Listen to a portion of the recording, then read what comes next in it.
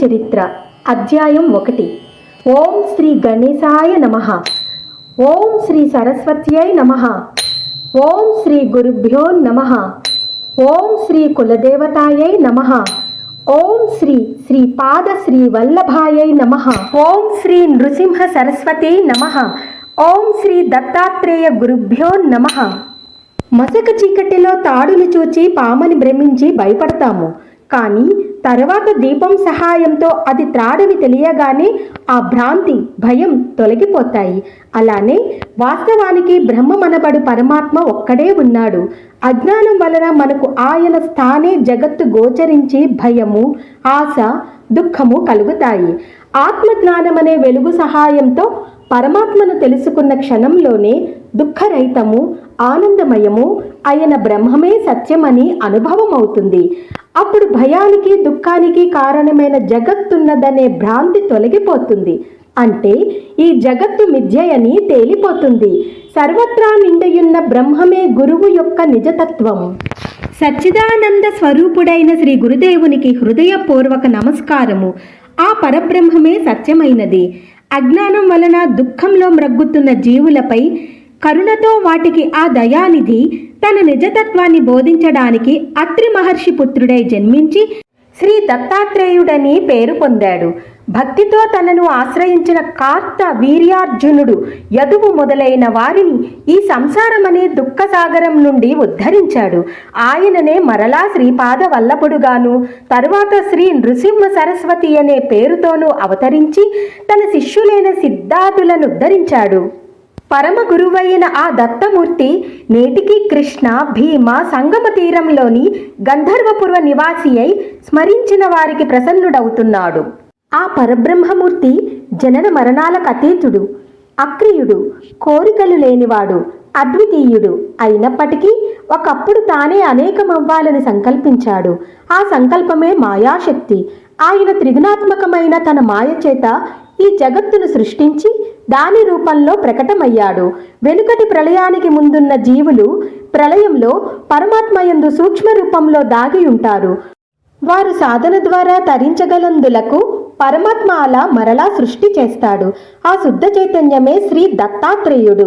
సృష్టికర్త అయిన బ్రహ్మ నుండి స్థూలము, జడము అయిన స్తంభము వంటి వస్తువులు, సూక్ష్మము, సజీవములు అయిన మన దేహాలు, బుద్ధి, ఇంద్రియాలు మొదలుగా గల ఈ చరాచర జగత్తు ఏర్పడ్డాయి. ఇలా ఈ సృష్టిని చేసిన ఆ పురుషోత్తముడే ఆత్మజ్ఞానం వలన పొందదగినవాడు. ఇంద్రియాలు వాటి విషయాలైన శబ్దము, స్పర్శ, రూపము, రసము లేక రుచి, గంధము లేక వాసనలతో కూడిన అజ్ఞానం వలన మనలో రాగద్వేషాలు కలుగుతాయి. వాటిని ఎవరు దైవీ సంపత్తితో జయిస్తారో అట్టివారే అజ్ఞాన దుఃఖ రూపమైన సంసారము నుండి ముక్తి పొందుతారు.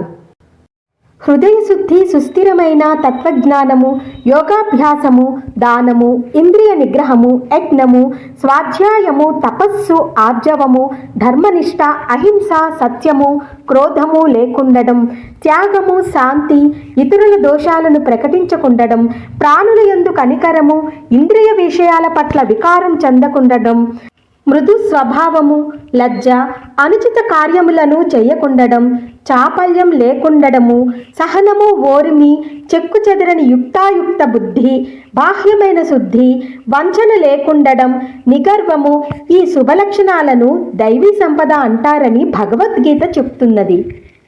అటువంటి ముముక్షువుల కొరకే జనన మరణాలు లేని ఆ పరమేశ్వరుడు తన దివ్య మాయ చేత మానవ రూపంతో జన్మించాడు. ఇలా ప్రతి యుగంలోనూ అవతరించి ధర్మరక్షణము, స్వధర్మ పాలనము చేసి తర్వాత తన అవతారాల శరీరాలు విడిచిపెడతాడు. ఇలా బ్రహ్మ దివసాన శ్వేత వరాహ కల్పంలో ఇప్పటికీ 28 యుగ చతుష్టయాలు గడిచాయి. 432 కోట్ల సంవత్సరాలు ఒక బ్రహ్మ దివసము. అది బ్రహ్మకు ఒక రోజు. దీనికి రెండింతలైన బ్రహ్మ యొక్క అహోరాత్రాల కాలం ఒక కల్పము. 3600 కల్పాలు బ్రహ్మదేవుని ఆయుర్దాయము. వీటిలో మొదటిది శ్వేత వరాహ కల్పము. మానవులలో కలి ప్రభావం వలన సత్యము, ధర్మము, సాటి జీవుల పట్ల ప్రేమ, దేవతల పట్ల భక్తి, శ్రద్ధలు కొరవడ్డాయి. యజ్ఞదాన తపస్సులు లోపించాయి. ఆ కారణంగా దేవతలు కూడా మానవుల పట్ల నిర్దయులయ్యారు. కనుక పరమాత్మయైన దత్తాత్రేయుడే ఈ సృష్టిని ఉద్ధరించడానికి స్వయంగా అవతరించాడు. కృష్ణ అమరజా నదీ సంగమ తీరంలో లోక పావనములైన దివ్యలీలలు చేస్తూ అక్కడే అదృశ్యంగా ఇప్పటికీ ఉన్నాడు. ఈయన మహత్యం చెప్పనలవిగానిది. పుట్టిన వెంటనే ఏడ్చే బదులు ప్రణవం ఉచ్చరించాడు. ఓం ఓం అని ఇనుమును తాకి బంగారంగా మార్చాడు. అక్షరాభ్యాసం కూడా లేకుండానే శిష్యులకు వేదపాఠం చెప్పాడు. బాల్యంలోనే తల్లిదండ్రులకు జ్ఞానం ఉపదేశించాడు.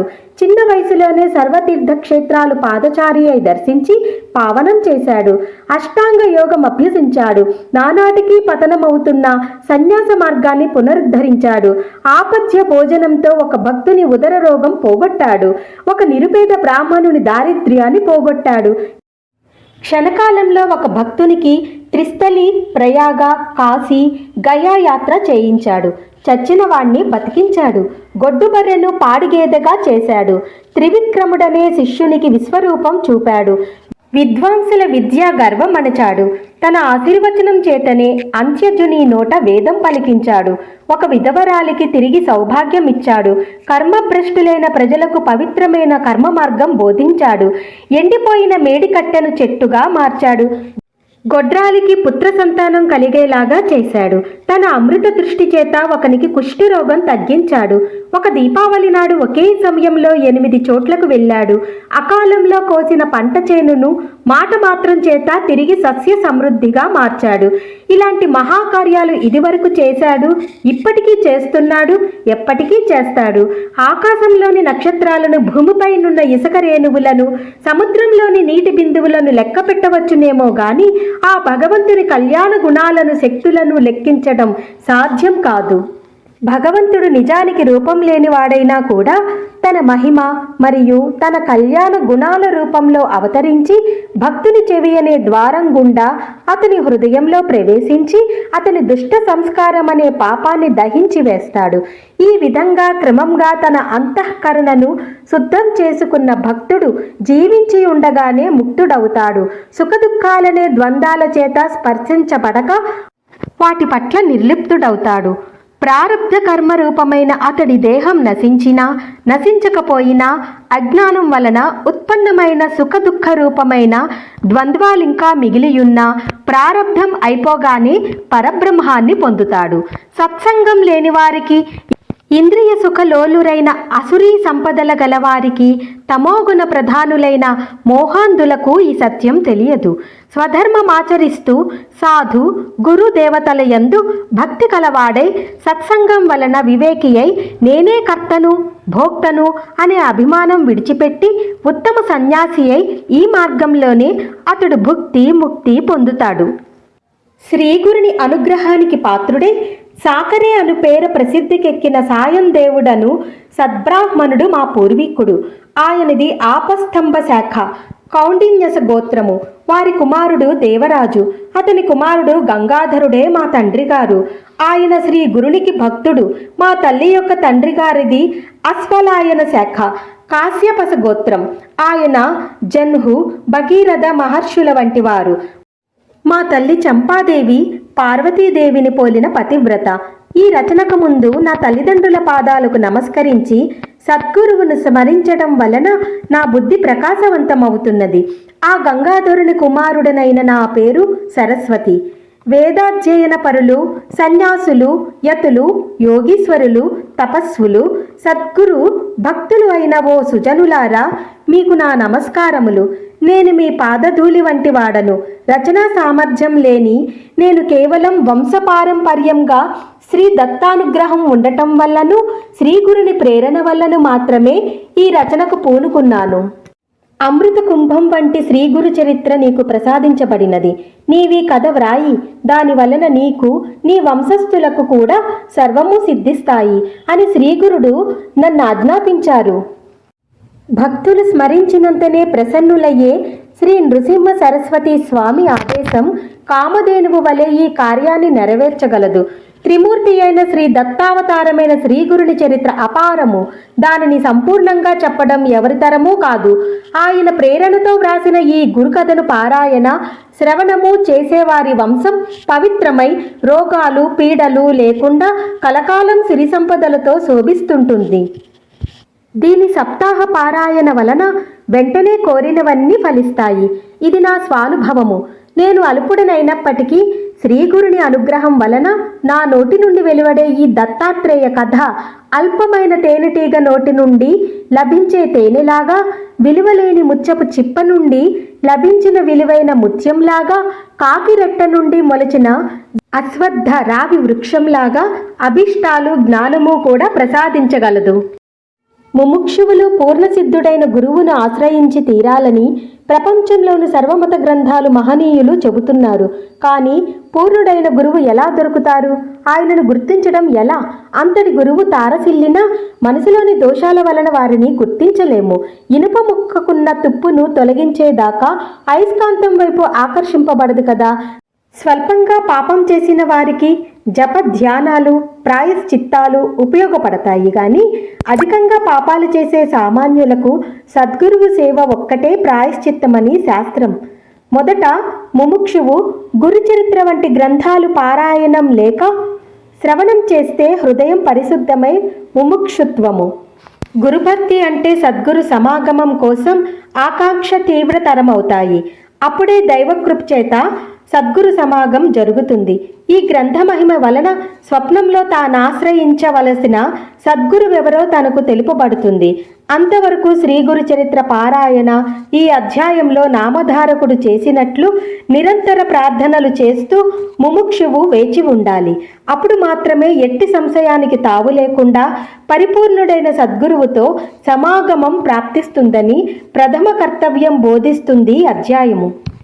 గంధర్వ నగరంలో శ్రీ నృసింహ సరస్వతి స్వామి మహిమ లోక ప్రసిద్ధమై దూర దూర ప్రాంతాల నుండి కూడా ఎందరెందరో వచ్చి వారిని సేవించి పెళ్లి కాని వారు పెళ్లి, సంతానం లేని వారు సంతానము, పేదవారు ధనము, ఇలా ఎవరికి అవసరమైనవి వారు పొందుతున్నారు. వారిని దర్శించాలనుకున్నప్పటి నుండే కోరినవి నెరవేరుతున్న వారు కూడా ఉన్నారు. నామధారకుడనే బ్రాహ్మణుడు ఎన్నో కష్టాలకు గురి అయి ఎన్ని చేసినా ఒక్కటీ తీరక ఎంతో వ్యాకులపడ్డాడు. ఆ పరిస్థితులలో అతడు శ్రీగురుని మహత్యం గురించి విని వారి దర్శనంతో గాని అవి తీరవని నిశ్చయించుకున్నాడు. అది లభించకుంటే తన జీవితమే వ్యర్థమని తలచి నిరంతరము వారి పాదాలను స్మరిస్తూ ఆకలి దప్పులు కూడా మరిచి కాలినడకన ఆ గ్రామాన్ని సమీపించాడు. ఆయన దర్శనం అవ్వకుంటే ప్రాయోపవేశం చేసుకోదలచి అతడు శ్రీగురుని స్మరించి ఇలా మొరపెట్టుకున్నాడు. స్వామి, అందరి కష్టాలు తొలగించే మీ నామస్మరణతో నా కష్టాలెందుకు తొలగటం లేదు? అందుకు నా పాపాలే కారణమైతే సర్వపాపహరణమైన మీ నామం వాటినెందుకు నశింపచేయలేదు? అన్ని జీవులను కరుణించే మీరు నన్ను మాత్రం ఎందుకు కరుణించడం లేదు? గురువే త్రిమూర్తి స్వరూపమని తలచిన వెంటనే ఫలితమిస్తాడని వేదాలు స్మృతులు చెబుతున్నాయి. ఈ కలియుగంలో శ్రీ నృసింహ సరస్వతి స్వామియే అంతటి గురువని కీర్తి వచ్చింది కదా. మరి నా పట్ల అదెందుకు నిరూపణ కావడం లేదు? మీరు సాటిలేని పెన్నిది అన్నది నిస్సంశయంగా అందరి అనుభవము. కానీ నా మనస్సులో మీపై భక్తి ఎందుకు కలగడం లేదు? నా మనస్సు మీపై స్థిరంగా నిలవడం లేదేమి? మీరే నా తల్లి, తండ్రి, గురువు, దైవం, తోడు, నీడ అని నమ్మి ఇప్పుడు మిమ్మల్నే ఆశ్రయించాను. పసితనంలోనే నాకు మీ పేరు పెట్టి నా తల్లిదండ్రులు నన్ను మీకు అమ్మివేశారు. ఓ పరమాత్మ, మీరు దీనుల పాలిటి కల్పవృక్షము, దయాళువు, మహాదాత, దేవతలకే శక్తిని అనుగ్రహించి విశ్వమంతటినీ పోషిస్తున్న మీరు నన్ను ఉపేక్షిస్తున్నారెందుకు? మీరు సర్వసాక్షి అని వేదాలు చెబుతున్నాయి కదా. మరి నా దుస్థితి మీకు తెలియడం లేదా? ఎవరినీ ఉపేక్షించని మీరు నన్నెందుకు ఉపేక్షిస్తున్నారు? నేను మీకేమీ సమర్పించలేదనా? సాక్షాత్తు లక్ష్మీదేవియే సేవకురాలైన మీకు దరిద్రుడనైన నేనేమి ఇవ్వగలను? బిడ్డ నుండి ఏమి తీసుకొని తల్లి స్తన్యమిస్తున్నది. స్వామి, నన్ను అనుగ్రహించే సమయం ఇంకా రాలేదనడం సర్వసమర్థులైన మీకు తగదు. ఇంతకు ముందు మీరే దిక్కని తలచి నేను మిమ్మల్ని సేవించని మాట నిజమే, కానీ సేవిస్తేనే ప్రసాదించేది దానమెలా అవుతుంది స్వామి? లౌకికుడైన రాజు కూడా తన సేవకుల వంశంలో పుట్టిన వారిని రక్షిస్తున్నాడు.